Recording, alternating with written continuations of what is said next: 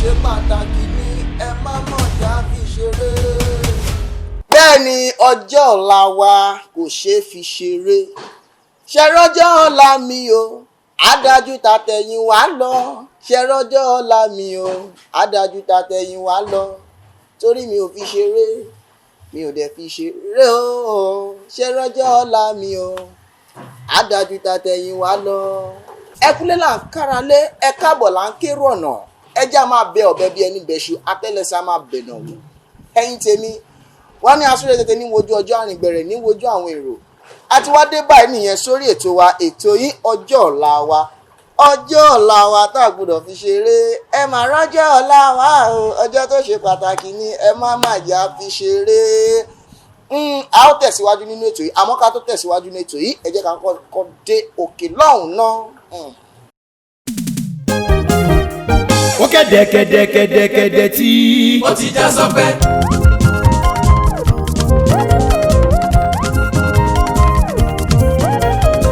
ìbànújẹ́ láyé mi ó ti já sọ́pẹ́. ẹkún òṣè láyé mi ó ti ó ti já sọ́pẹ́. promise and fail láyé mi o ó ti já sọ́pẹ́. ooo mo ti bọ́ mo ti yege ìjọ lọ́kùn mi kú.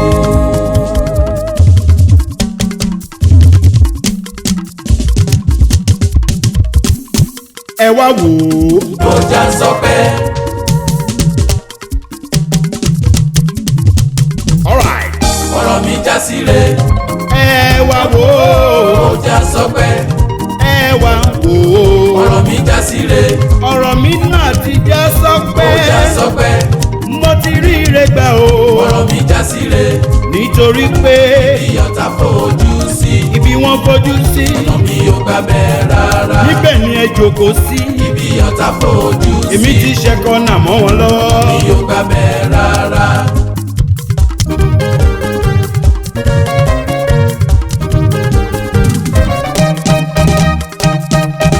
Ṣẹ́gun Nábì wo.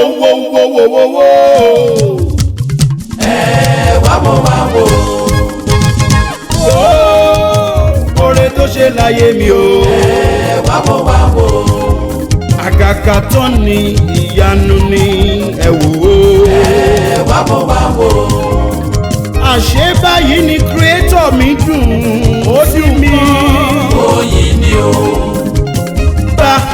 Báyìí lolúwa dùn láyé mi o. oyin ni o. Ó wọnú ayé mi èsọ̀rọ̀ ẹkún mọ́ ó wọnú iṣẹ́ mi o adùn wọlé wá ó wọnú ilé mi ayọ̀ pọ̀ rẹpẹtẹ orí mi wá dórí àpèsè mo bọ́ lọ́wọ́ wọn ẹ wá wò ó já sọ́pẹ́. ó já sọ́pẹ́ ọ̀rọ̀ mi já síre. ó já sọ́pẹ́. ojú ti rí ọ̀rọ̀ mi já síre. ó làlálá o ìyọ̀tá fojú sí. làlálá mi ò gbà bẹ́ẹ̀ rárá. ọ̀nà mi ò gbà bẹ́ẹ̀ lọ rárá ìyọ̀tá fojú sí. mo ti bọ́ lọ́wọ́ ogun. mi ò gbà bẹ́ẹ̀ rárá. má jẹ́ kó mọ̀ bó ṣe ń lọ ọlọ́run tèmi ń sìn kò má dojú tì mí rárá. má jẹ́ kọ́ mọ̀. ọba tí mo gbójúlé má jẹ́ kọ́ mọ̀. ó tó fún mi.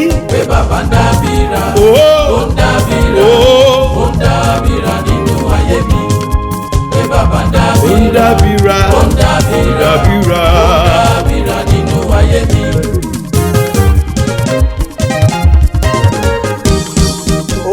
Ẹ káàbọ̀ padà sórí ètò alẹ́ nǹkan sí ètò yìí ọjọ́ ọ̀la wa adájú tàtẹ̀yìnwá lọ. Ṣẹ́rí ní lọ́wọ́lọ́wọ́ lórí ètò wa ètò yìí lọ́tẹ̀ yìí ẹja ńlá ni àwọn wá gbé àti orí ìsàlẹ̀ omi àti mọ bó ṣe ń lọ. Ṣẹ́rí gẹ́gẹ́ bí ẹ ti mọ̀ pé àwa máa ń fún yín ní nǹkan àrà ọ̀tọ̀ nǹkan tuntun nǹkan tó jẹ́ pé gẹ́gẹ́ bí ètò wa ọjọ́ ọ̀la wa tó jẹ́ pé a máa tọ́ wa sọ́nà tí ò ní jẹ́ ká lè ṣìnà níbi tá à ń lọ lọ́jọ́ ọ̀la wa. Ẹni tí mo mú wá sórí ètò wa èèyàn ńlá ni gbòógì nínú ọ̀kan lára àwọn olórin. Àkọ́kọ́ náà ńgbà tí mo mú yín lọ rí Ambassador Ṣẹ́gun Nábì nínú stúdíò ẹ̀ ń kan sára ẹni ẹgbẹ́ wá sórí ètò ẹgbẹ́ wá. Ní ìsinyìí mo ti lọ sọ àwọn sínú odò mo ti gbé Ambassador Ṣẹ́gun Nábì jáde nínú ibi tí wọ́n wà níkàlẹ̀ pẹ̀lú wa nínú stúdíò lọ́jọ́ tòní. Mo mọ̀ pé ẹ sọ pé àwọn dáhùn. Ó wà lẹ́gbẹ̀ẹ́ mi lórí ètò wa ni ọjọ́ ọ̀la wa ẹ̀yin bàbá mi ẹ ra sà. ẹgbẹ̀lẹ́ lótú. ẹ kú jókòó sà àwọn ojú ń dán gan. ẹ̀yin náà dán mo fi jọyìn ni.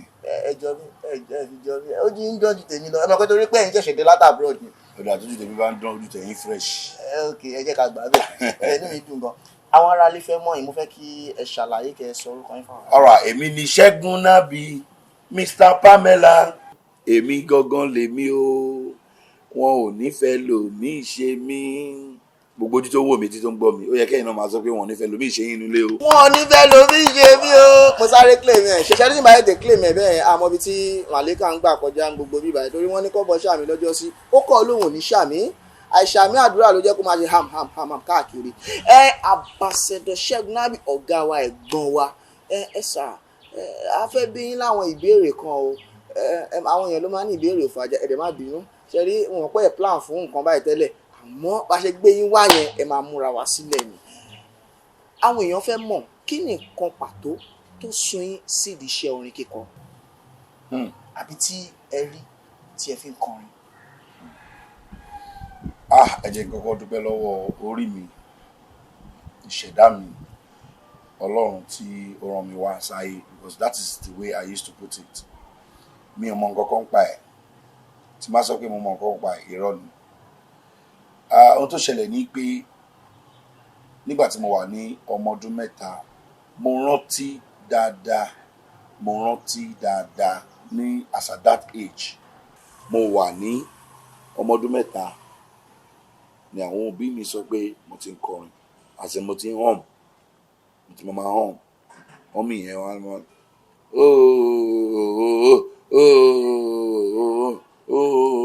ṣe mọ̀ mo wá ṣe sórí beat timing yẹn beat ni wọ́n máa pè ní music pé ó máa wà accurate so nígbà tí mo wà between 7 and 9 a fẹ́ ṣe kórè Sunday school wọn wà so wọ́n wá kọ́ wa lórin ní Sunday school wa pàtó wá kọ́ wa lórin mo wà nídìí ìlú bọ́bọ́ yín kọ́ wa lórin yẹn èmi mo ń part ọ̀gá kọ́ ni bàbá mi ní Ọ̀pálẹ́yẹ wọ́n ti dèlù ṣáàgùn tó ń sìn mo ń part wọ́n kàn notice mi ní wọ́n yìí fún mi ní role lọ́dún yẹn a máa ṣe ìkórè ní June ìkórè ọmọdé ní June ìkórè àgbà October so ní ìkórè ọmọdé yẹn mo kọrin ní church it was loud àwọn èèyàn like ẹ pé ọmọ bàbá Taylor ọmọ tètè so wọ́n ṣe promote mi sí senior choir nìyẹn. irọ́ yeah. wípé ẹkọrin nínú ní Sunday school. yes gbogbo church mi títí pé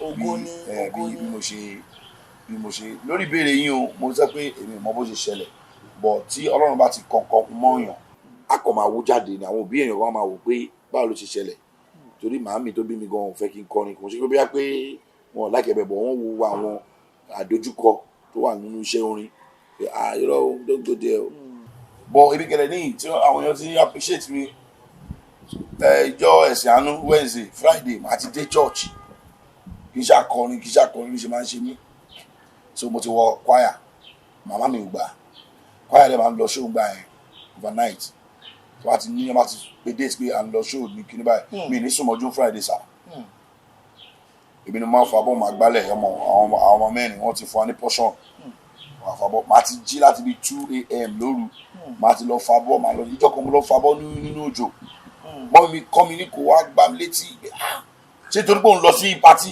ní Saturday ó sùn ó ṣe nàìjíríà gbogbo kíní yẹn òun là ń bábọ̀ wẹ́rẹ́ ló di Ṣẹ́gun Nábì tí gbogbo ayé ń pè káàkiri lé ni o. ẹ má bínú ìdí ẹ ti lò lọ́kàn rí ní ọjọ́ kan ní gbogbo ìgbà tí ẹni ẹ ṣẹ̀ṣẹ̀ ń bọ̀ yẹn pé mo fẹ́ dàbí lágbájá ilé tí ẹ ti lò lọ́kàn rí. initially mi yìí rò mi ò tẹ̀ ń rò pé èmi kàn ní passion fún mo kàn get wọ́n ti dá mi mọ̀ so èmi kàn wò pé ẹ jẹ́ kí n. gbogbo nǹkan tẹ̀ ń ṣe bí eré. bọ̀ nígbà tí mo ti wá secondary school àti kọ́dà pé ìgbà tí Ace jáde Shina Peter àfojújú Shina Peter ìgbà tí wọ́n lórí mọ̀ wá ní ẹ̀mọ̀ gbogbo àwọn ẹgbà orí ẹ̀ ń gbà yẹn. ìgbà yẹn mo wá ń lóye pé yẹ́sò èmi náà lè máa ṣiṣẹ́ orin so Shina Peter mo ń wò bí àwòkọ́ṣe And when you go to Oshodi Mafuluku and ask the history, 94, 5, 6, 7, mo ti ń dá music school lẹ̀. You can ask Mega 99, ask Ladisho, ask Baba Opio. Mo ti ń dá music school lẹ̀ ní kéréje tí a bá tún gbé kan tí ó bá dábàá pé wọ́n ti fọ̀tẹ̀ dàrú àtúndà mí ilẹ̀. Later mo lọ sí school Ìbàdàn Poly, mo lọ sí certificate course níbẹ̀. Ìgbà tí mo kọ́kọ́ dé class ní Ìbàdàn Poly ẹ̀ tí wọ́n kọ́kọ́ kọ́ wa ní àwọn ìgbà tí mi ti kọ́ àwọn èèyàn ní. ẹ ti kọ́ wọn sẹ́yìn. So mo kàn rí àánú yẹn gbà ni. Èèyàn kan ò gbé gìtá fún mi báyìí, mo bẹ̀rẹ̀ pẹ̀lú just one string. Orí one string kan máa play jerry moyama àwọn áńgẹ́. Mo rí gbọ́ nínú ìwé kíkà ni mo lè sọ pé ó help me. Àwọn tonic do re mi fa sol la ti do, mo dẹ̀ mo sellotape, mo dẹ̀ lẹ̀ sórí keyboard do re mi fa sol la ti do. So nígbà tí mo dé Poly gbogbo àwọn kan tó comprehend ẹ̀ ni wípé what makes a do chord do mi so do, mo get it. Re fa la re ló mú second, bí gbogbo ṣe dòun nìyẹn ṣá. Ambassador Ṣẹ́gun Nabi, ọ̀gá wọn má bínú yẹrí àwọn aráalé àwọn náà ló ń tì wá ló ti ń disturb wa.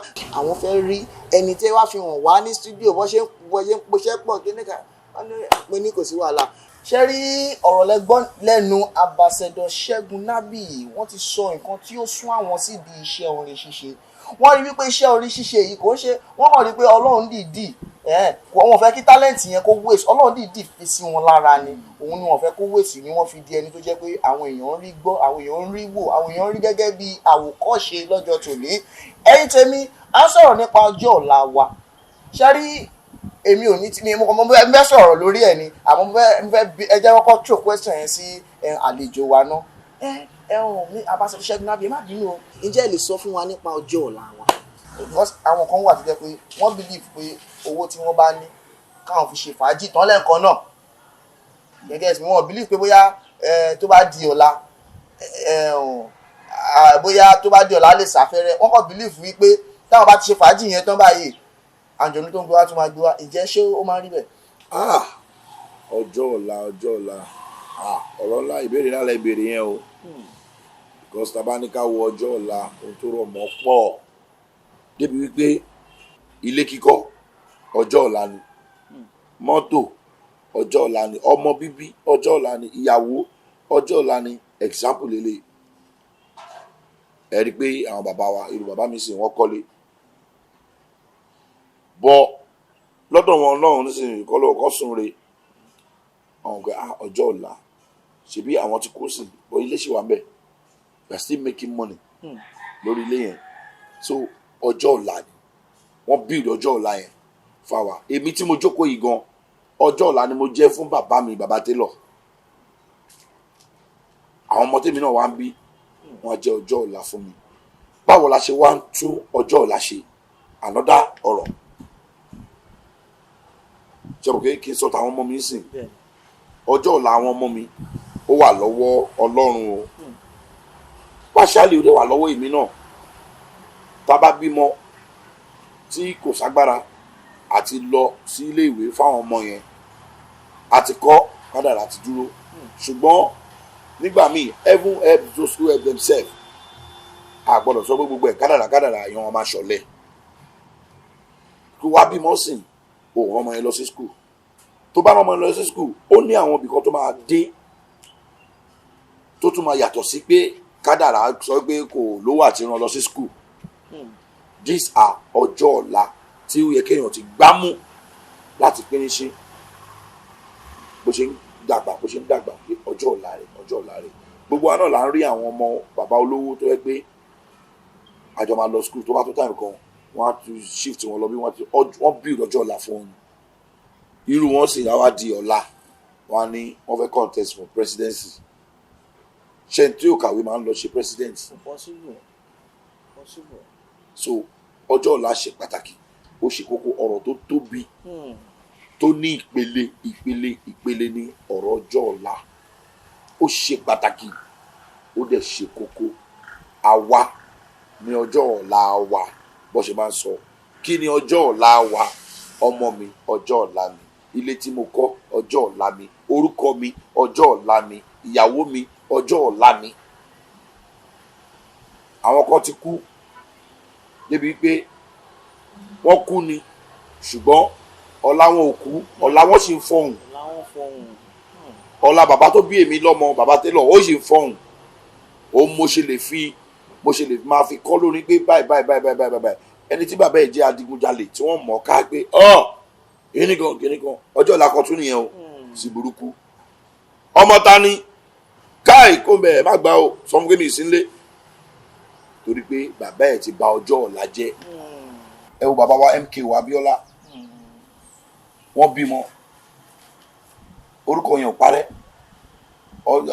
Kọ́lá Abíọ́lá kìnìkan Abíọ́lá yẹn ṣe wà, wọ́n sì dìbì kan mú. Ọjọ́ ọ̀la bàbá yẹn òun ló sì ń ra déètì yẹn ló sì ń lọ yẹn. Kábíyèsí Ọlọ́run ṣe rí in fact Ọlọ́run ló ní ká gbé wọn sórí ètò yìí o.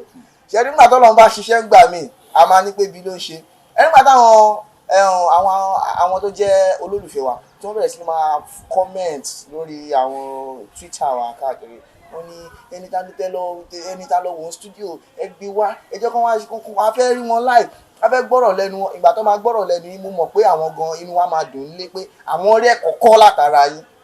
Tí máa sọ pé àwọn èèyàn kan wà tá máa ń pè wọ́n ní legend, ṣe rí ọ̀kan náà àwọn legend wà ní tí ẹ bá mọ̀ lẹ́nu ẹ̀yà mọ̀ legend wà ní. Ẹ sà ó ní ìbéèrè kan tí mo fẹ́ béèrè lọ́wọ́ yín ẹ̀yin bàbá wa ẹ̀ má bínú, ṣe rí ẹ má ní pé ìbéèrè wa ti pọ̀ jù. Ṣe rí àwọn aráalé fẹ́ mọ̀ irú ṣé ká pè ní style ni àbí pattern ni, ṣé orin tẹ̀ ń kọ ni because style orin kan wà tó ń pè ní gospel, ìkan wà tó ń pè ní jùjú, ìkan wà tó ń pè ní fuji, ewu gan ni ẹ̀ ń kọ nínú ẹ̀ kì í ṣàlàyé fáwọn aráàlú. Yes, ní tèmi o mo ń kọ jùjú but that is not to say pé kí n má sọ pé mi ò kọ gospel, mo kọ gospel gidi gan, mo kọ other genre ṣùgbọ́n jùjú ni mo ń kọ because I am an ambassador in that industry. So I will say it and say it all over and over again pé jùjú ni mo ń kọ. Ṣé ní gbogbo ẹ ti wọnú ara wọn o, gbogbo ẹ ti wọnú ara wọn, that's why àwọn kan ṣe máa ní gospel juju musician, juju gospel musician, kìnìkan musician, gbogbo ẹ ti wọnú ara wọn torí pé báyé bá yí àbáyé yí ẹkẹjẹ sí so àdẹ ní báyé lọ so juju lè mi kọṣà. Iṣẹ́ juju òun lẹ́gbọ́n yẹn ò lẹ́nu bàbá wa ambassador Ṣẹ́gun Nádé, wọ́n ní jùjú làwọn kọ. Ẹ jẹ́ ká sáré béèrè ìbéèrè kan ìlọ́wọ́ yín kó tó di pé a sáré lọ sí òkè ọjà lọ́rùn ká tó ṣe gẹ́gẹ́ bí a ṣe máa ń ṣe ká tó lọ pápápá bó ṣe ń ṣe lẹ̀ pápá. Ìbéèrè tí mo fẹ́ béèrè lọ́wọ́ yín sà òun ni wípé àwọn páwo gan ni ẹ ti kó bóyá láàrin àwọn tí ẹ ti bá ṣe ni o nínú iṣẹ́ orin kíkọ tẹ́ ẹ̀ ń kọ ni o, ipa ogun lẹ ti kó táwọn èèyàn mọ̀ àti pé àwọn èwo ni àwọn èèyàn tí ì mọ̀. Ọ̀rọ̀ náà lẹ béèrè yẹn, mo ti kópa tó pọ̀ and to God be the glory, Ọlọ́run kó gba gbogbo ògo, k'Ọlọ́run dẹ̀ fèrè síṣẹ́ wa. Mo ti kópa tó pọ̀, ẹni pé mo ń sọ pa Òṣòdì all the time. Ní Òṣòdì mo ti dá oríṣiríṣi music lesson sílẹ̀ bí a ṣe lè kọ́ra wa, mo jẹ́ kí ìfẹ́ wà láàrin wa lóṣòdì, even kò ṣe ní orin jùjú àbí gospel nìkan, àwọn onílù pé kí wọ́n ká lè máa bára wa ṣe. Nǹkan tẹ́lẹ̀ mo jẹ́ chairman Ajum àwọn olórin Òṣòdì, nígbà tó yá mo lọ di governor Ajum Lagos State. So ìgbà tí mo débẹ̀ náà mo ṣe so many things. Èmi ni mo bring idea pé okay kí àwọn ọmọ kéékèèké máa kọrin, kí irú Mega 99 kó ṣe MC, kí St. Janet kó ṣe MC. Again nísìn so àwọn ọmọ yẹn wá ní sense of belonging pé àjọ pọ̀ ni. Ẹ̀mọ̀ kí ọmọ kékeré kan fẹ́ kọrin kó jẹ́ Mega 99 ló introduce ẹ̀ sí stage, and this thing they are doable but torí pé àwọn kan wò pé irọ́ but I try to make it happen and it happens. Ó dẹ̀ ṣe máa ṣẹlẹ̀ lọ. So nígbà tí mi ò jẹ́ governor mọ́, mo tún dá ẹgbẹ́ kan lẹ̀ tó yẹ pé Super 7 movement. Àwọn èèyàn kọ́kọ́ rò bóyá 7 wọn ní ju méje lọ, no, a lè jẹ́ 700 billion because 7 yẹn tí wọ́n rí yẹn ó kàn dúró gẹ́gẹ́ bí perfection ni. perfection ní 7 yẹn dúró sí movement àsùn a move so anybody tó bá wà bẹ́ẹ̀ yẹn so mẹ́tẹ̀ẹ̀ta yẹn bá ṣiṣẹ́ pọ̀ so you are super perfection yẹn o perfect a dẹ̀ máa ń kọ́ra wa so gbogbo kíní yẹn ó wà ní ẹ̀jẹ̀ mi pé ká má dá dúró are you getting me sin ká má dá dúró so I have made a lot of impact. ẹlòmíì tí ò wá sábẹ́ mi láti wá kọ́ṣẹ́ tó yẹ pé ẹ mọ̀ by listening by kó máa gbọ́ orin Ṣẹ́gun Nábì kó máa ṣe kó máa gbọ́ sórí Ṣẹ́gun Nábì ẹ máa rí traces yẹn around it so when you go to Oshodi I have been able to do a lot of things Ọlọ́run ló ní gbogbo ògo kò ń ṣe èmi o torí pé tí n bá ṣe wọ́n á gbẹ́rù mi dìde kò ṣe mo ṣe títí South Africa London Germany Malaysia Dubai Sierra Leone and all àti lọ àwọn countries yẹn tó jẹ́ pé mi ò fiṣẹ́ mi travel rí láyé mi wọn ò ṣe dọ́kàn ṣe visa fún mi rí pé bóyá bank manager ni o àbí pé kinní kan ṣe gẹ́ music ni. wow ṣẹ́rí in fact onílàáká èèyàn òun ni Ambassador Ṣẹ́gun Nábì mo lérò pé ẹ̀ ń kọ́ ẹ̀kọ́ lára gbogbo ọ̀rọ̀ tó ń sọ at least 2 mẹ́ta nínú gbogbo nǹkan tó ń sọ jẹ́ ti máa kọ́ kankan bẹ̀ ẹja sáré dókè lọ́hùn náà ká sáré mọ nǹkan tó ń ṣe ń bẹ̀ ó yá bá mi púpọ̀ ọlọ́wọ́ bọ́ tì mí Mickey it's okay. Hello. Who is the last person on the line here? Nah, me. I be the last one. Oh, it's you, sir. Can I be in your front so It's that young to the know beat. what to But do? like this, I use it code na. After you, nah me. But like that. Now the same thing I've been talking now. Same thing. Everybody in your front. ilé ayé ò lè kò yẹ kó bẹ́ẹ̀ ohun tó lè kan kí wọ́n bẹ́ẹ̀ na turn by turn ó máa kàn ẹ́ o no be muscle àbòkànrin máa pa make we keep on moving jẹ́jẹ́ láyé gbà orí ìlà mi mo wà I go dey keep on moving make we keep on moving jẹ́jẹ́ láyé gbà orí ìlà mi mo wà I go dey keep on moving.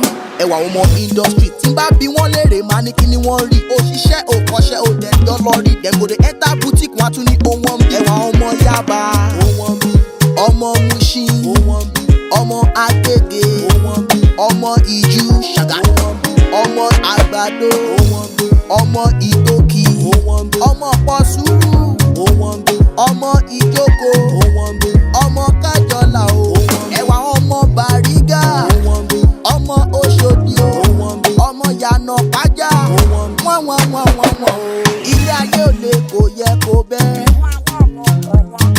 ohun tó lè kan kí wọ́n bẹ́ẹ̀ na turn by turn ó máa kàn ẹ́ o no be muscle àbòkànrin máa pa make we keep on moving jẹ́jẹ́ láyé gbà orí ìlà mi mo wà I go dey keep on moving make we keep on moving jẹ́jẹ́ láyé gbà orí ìlà mi mo wà I go dey keep on moving. káàbọ̀ padà lórí ètò wa ètò yìí ọjọ́ ọ̀la wa ò ní bàjẹ́ ọjọ́ ọ̀la rẹ̀ ò ní bàjẹ́ wọ́n tó ń wò mí lé ọ̀gá wa Ambassador Ṣẹ́gun Nábì ẹ jọ̀ọ́ kí ni àmọ̀ràn tí ẹ lè gba àwọn tí ó ń bọ̀ lẹ́yìn àwọn tí a rí gẹ́gẹ́ bí àwọn tí ó ń wò yín gẹ́gẹ́ bí àwòkọ́ṣe ṣe rí nígbà tí tó bá tó táìmù kan àwọn tẹ bá dàgbà tẹ ti dàgbà tẹ dògbó àwọn kan lè máa fẹ̀yìn lẹ̀ fún kódà kókó tó di bẹ́ẹ̀ gan ẹ ti tún àwọn ibì kan ṣe fáwọn èèyàn kan kí ni nǹkan bí ọ̀ràn ìyànjú tí ẹ lè fún wọn. àwọn nǹkan tí màá sọ ni pé àwọn tó ń bọ̀ lẹ́yìn ẹ jẹ́ ká túbọ̀ múra sí iṣẹ́ ẹ má jẹ́ ká ṣọ̀lẹ nínú iṣẹ́ orin kíkọ ìfá gbogbo nǹkan táyé èèyàn bá ń ṣe láyè ẹ jẹ́ ká múra sí iṣẹ́ ká dẹ̀ máa ṣe òótọ́ pẹ̀lú ẹ̀ nítòótọ́ a nídìí owó ṣùgbọ́n sometimes owó ni gbogbo ẹ̀ṣẹ̀ ẹlòmíì tó bá fi owó síwájú ó lè fail mo máa ń sọ fáwọn ọmọ tó ń bá mi ṣiṣẹ́ ká dẹ̀ learn how to spread learn how to give learn how to empower people kó má jẹ́ ìwọ nìkan tó bá rí ibi tí ilẹ̀ gbé tutù gẹ́gẹ́ ó lè dájẹ́ tán pé àwọn èèyàn nípa pípe àwọn èèyàn gan kíní yẹn tún tọ̀ sí báyìí ó tọ̀ yẹbẹ lọ bọ̀ tó bá jẹ́ ìwọ nìkan ló wà ń bẹ̀ ìwọ nìkan lọ́run máa sọ̀rọ̀ ẹ̀ bọ̀ tó bá wà níbi kan tó ó pe lágbájá báyìí wá aṣọ fẹ́ pé báyìí mo lọ sí show kan recently so èmi náà sanwó eré yẹn fún bíi launching gba tí adẹ̀dẹ́bẹ̀ olórin mi wá síbẹ̀ wọ́n ní ọmọ akọrin ọmọ ní no problem but mo ti ń kọrin lọ àti ìpawó time táwọn èèyàn wá fẹ́ pawó wọ́n ti dé àwọn èèyàn ti dé wọ́n fẹ́ pawó máa rí ẹ̀já ẹ̀jẹ̀ mi ṣe ìṣẹ́jú mélòó kan mo dẹ̀ ṣe ìṣẹ́jú mélòó mo dẹ̀ pa àwọn ọwọ́ tí mo máa pa wọ́n fún mi ní time pé MC ní òkè lábì ẹ lo time báyìí mi ò lo time tán ní kí n lò yẹn mo ti rí change ilẹ̀ tí mi rí àwọn ọmọ mi ṣáà máa délé ẹni ọ̀gbẹ́ni ẹ bẹ̀rẹ̀ sí ní sọ̀rọ̀ mi kiri ó sọ bí àwọn tó sọ fún mo wá ń gbọ́ tí ì bá ṣe bẹ́ẹ̀ ẹlòmíì tó lọ sọ̀rọ̀ mi fún tí ò gbọ́ Ṣẹ́gun Nábìrì ó tún ti gbọ́ nìyẹn àbí tí ò mọ̀ wá mi rí ó tún ti mọ̀ nìyẹn so ká má máa ronú bí ìgbà pé àwa nìkan ìyẹn kàn para ẹni so àmọ̀ràn mi ni wípé learn how to spread learn how to give learn how to empower people. tá a bá ti ní ot yìí èèyàn á máa ṣe níwọ̀n ìtọ́lọ́ bá ti fún ẹ kálùbáríkà lè wọ ká má sáré ju kádàrá wa lọ. ẹ ṣe púpọ̀ ẹ ṣe rí ọ̀rọ̀ yìí tó ẹ jẹ́ pàtẹ́wọ́ fún yín. ẹ ṣe gan. ìjọ ọ̀dẹ ti pàtẹ́wọ́ yẹn láti. ó ti bẹ́ẹ̀ primary school. ṣe rí ọ̀gá wa ṣe rí inú mi dùn gan-an ṣe rí bá ṣe pè yín tí ẹ dá wa lóhùn kò sí gbogbo nǹkan tẹ bá ń wá níwájú Ọlọ́run báyìí a máa tẹ̀ yín lọ́wọ́. àmín. ẹ̀yin tèmi ń lé gbogbo yín tẹ̀ ń wo ètò wa ètò yìí ọjọ́ ọ̀la wa ṣe kókó gan ẹ jẹ́ a máa ṣègbáradì fún.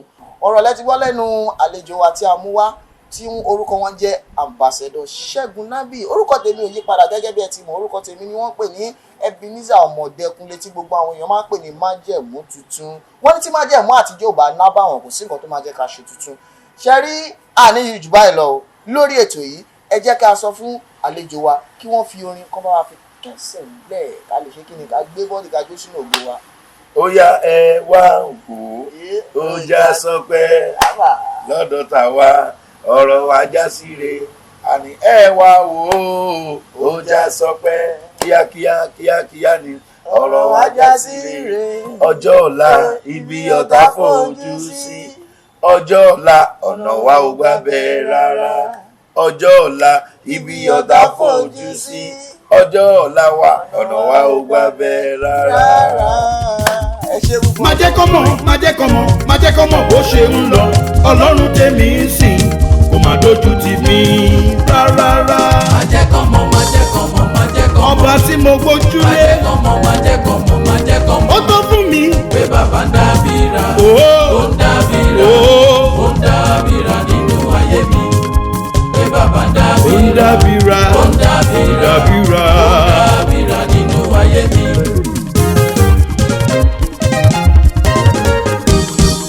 ó ṣe sọ pé ẹ má mà pa orí Ọlọ́run mọ́ra o.